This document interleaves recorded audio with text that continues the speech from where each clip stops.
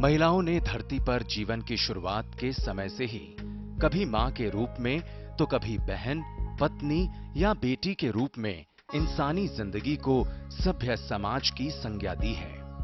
भारतवर्ष में तो नारी को मां दुर्गा का साक्षात रूप माना गया है।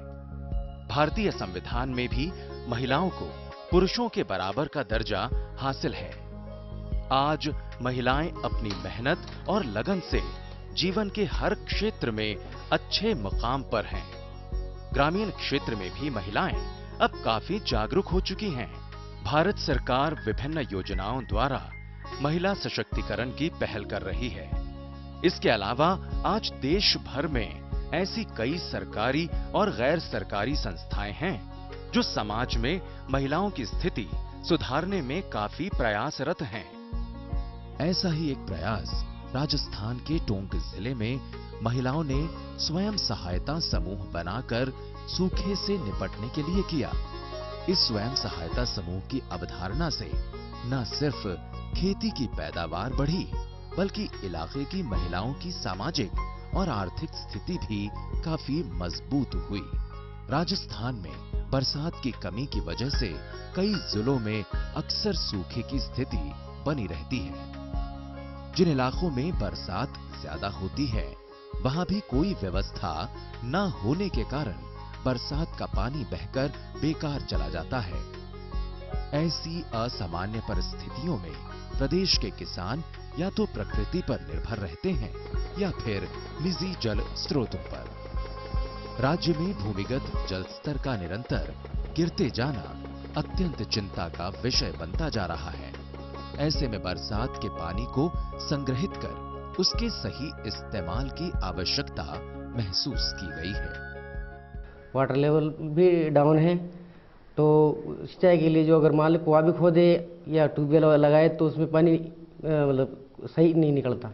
तो उससे क्या कि सिंचाई अगर करते भी हैं तो ज़मीन खराब होती है।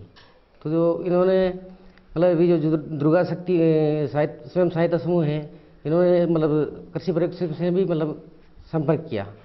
तो सुपरवाइजर ने इन्हें सलाह दी कि भाई सरकार द्वारा अनुदान दे रही है और आप फार्म बोर्ड बनवाइए।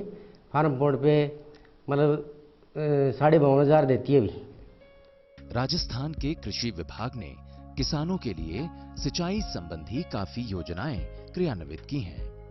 इनमें बूंद बूंद सिंचाई, फव्वारा सिंचाई, कूप पुनर्भरण, पाइपलाइन, खेत तलाई और सामुदायिक जल स्रोत निर्माण जैसी योजनाएं जल संरक्षण, जल के कुशलतम उपयोग, उत्पादन वृद्धि, श्रम एवं बिजली की बचत के उद्देश्य से बहुत कारगर साबित हुई हैं। सिंचाई संबंधी इन स्कीमों को अपने खेतों में काम में लेने वाले किसानों को इकाई लागत पर 50 से 70% तक अनुदान भी सरकार की तरफ से दिया जाता है।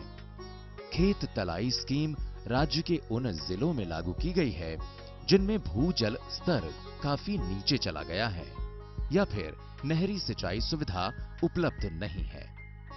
ऐसे समस्या ग्रसित जिलों में प्रदेश के 9 जिले कोटा, बूंदी, बारां, झालावाड़, टोंक, सवाई माधोपुर, करौली, धौलपुर और भीलवाड़ा शामिल किए गए हैं। फार्म पोंड का निर्माण किसानों द्वारा उनकी निजी खेती की जमीन पर करवाकर उनमें संग्रहित जल का बोई गई फसलों में उपयोग किया जाता है।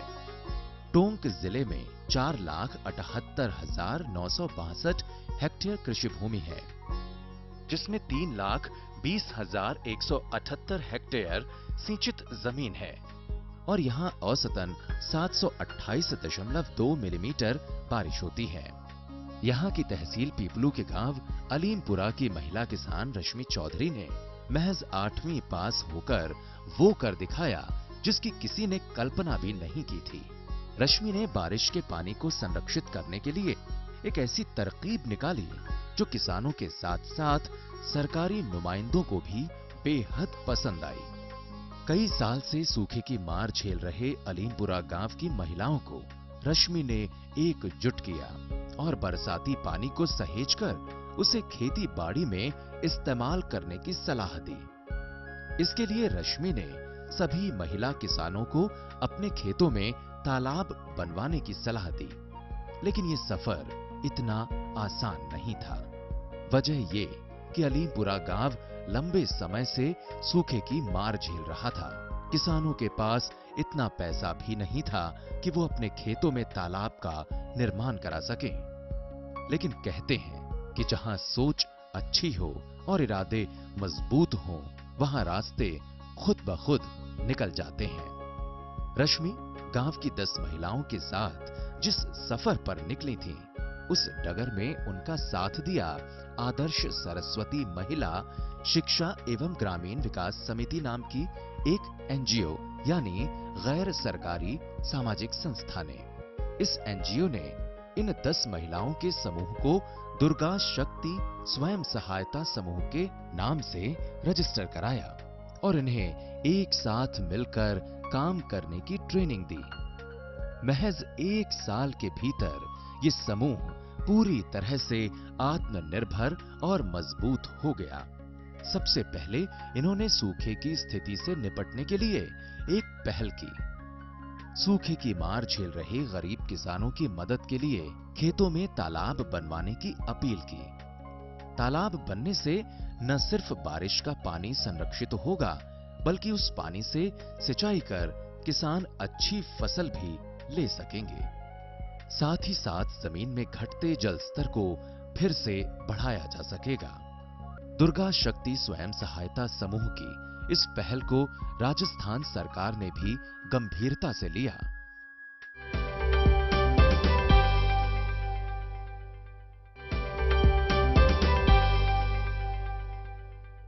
दुर्गा शक्ति स्वयं सहायता समूह की इस पहल को राजस्थान सरकार ने भी गंभीरता से लिया और किसानों को खेतों में पौंड बनवाने के लिए 100% तक अनुदान देने की स्कीम निकाली। इस स्कीम के तहत इच्छुक किसानों के खेतों में पक्के पौंड बनवाए गए। साथ ही सिंचाई में इस्तेमाल होने वाले पंप को चलाने के लिए सौर ऊर्जा का बंदोबस्त भी किया गया, ताकि खेतों की सिंचाई के लिए किसानों को बिजली पर आश्रित न रहना पड़े। पानी की प्रॉब्लम थी यहाँ पे, समस्या। फिर सरकार को ज्ञापन दिया तो सरकार ने यहाँ पे तालाब बनवाया। तालाब से हमें बहुत सुविधा मिली, क्योंकि बरसात का सारा पानी है ना, वेस्ट नहीं होता है और उसमें एक कर तो जाता है। फिर उस पानी से हम बहुत लाभ मिले हमें। यहाँ पे पहले पानी की कमी थी। आज अलीमपुरा के किसान फसलों के लिए बारिश, नहर और बिजली पर निर्भर नहीं, वो बरसात के पानी को संजोते हैं और उसके इस्तेमाल से खेतों में अच्छी पैदावार कर लेते हैं।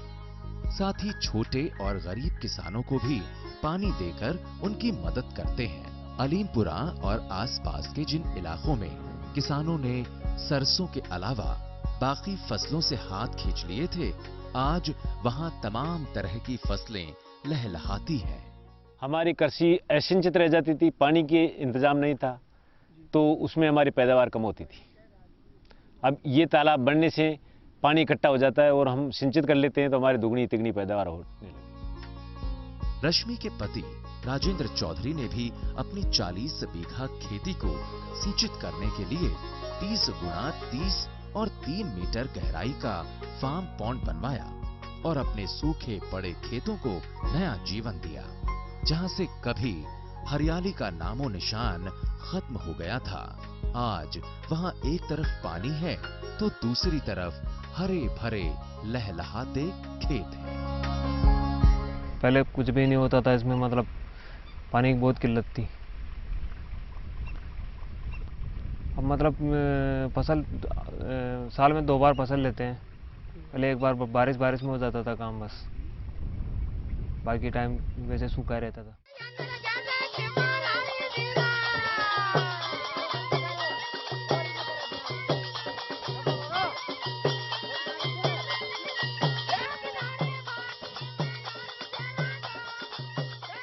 रश्मि का परिवार अब इस जमीन से अच्छी पैदावार लेकर एक खुशहाल जिंदगी जी रहा है। परिवार में फिर से रौनक लौट आई है, बच्चे अच्छे स्कूल में पढ़ते हैं, कपड़े और खाने की भी कोई कमी नहीं है।